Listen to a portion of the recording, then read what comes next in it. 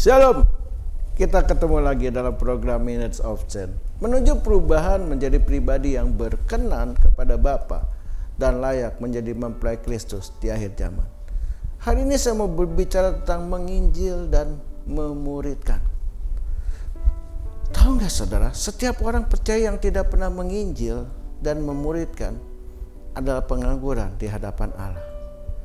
Matius 28 ayat 19 berkata, "Karena itu pergilah, jadikanlah semua bangsa muridku dan baptislah mereka dalam nama Bapa dan Anak dan Roh Kudus." Kita semua tahu bahwa manusia adalah makhluk ciptaan Allah yang paling sempurna dan memiliki nilai tinggi yang tidak terbatas.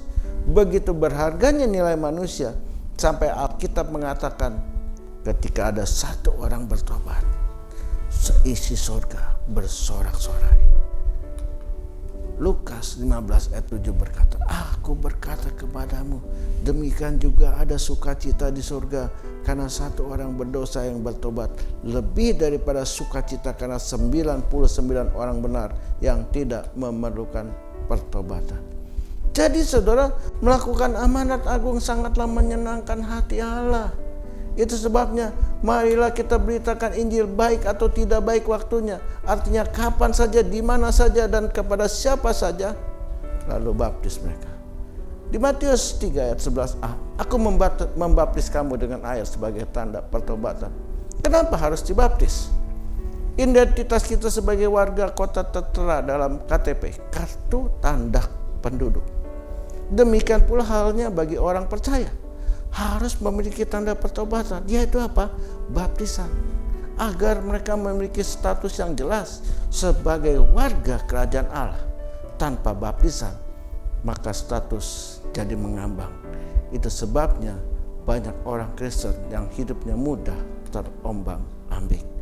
Di Matius 28 ayat 20 berkata, "Dan ajarlah mereka melakukan segala sesuatu yang telah kuperintahkan kepadamu, dan ketahuilah aku menyertai kamu senantiasa sampai kepada akhir zaman." Standar operasional prosedur atau SOP sangat dibutuhkan dalam melakukan suatu tugas atau pekerjaan agar bisa memperoleh hasil yang efektif dan efisien dengan pengorbanan yang serendah-rendahnya. Jadi saudara, memiliki SOP akan membuat hidup menjadi lebih maksimal.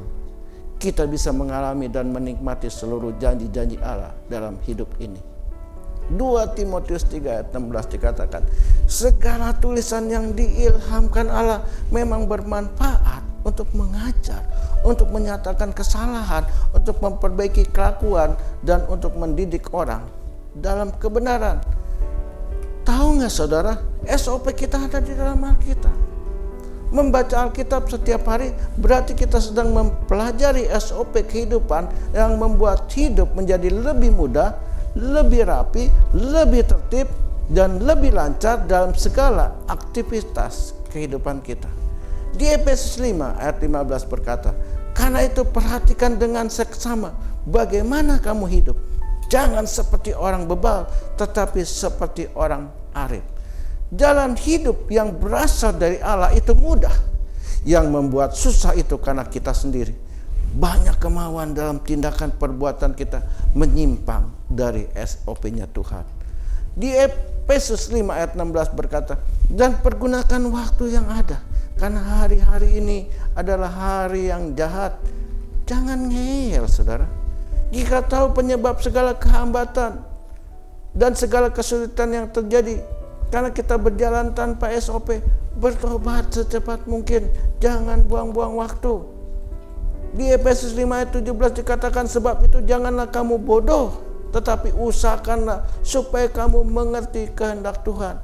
Membaca, merenungkan, dan melakukan firman Tuhan, otomatis kita diubah Tuhan menjadi bijak. Mulai sekarang Tuhan mengubah segala sesuatu di dalam hidup Anda supaya semuanya menjadi lebih baik. Hari ini pastikan saudara berubah. Saudara katakan, "Tuhan, mulai hari ini semua SOP yang ada di dalam Alkitab akan saya ikuti. Niscaya hidupmu akan berhasil dan beruntung." Tuhan Yesus memberkati. Amin.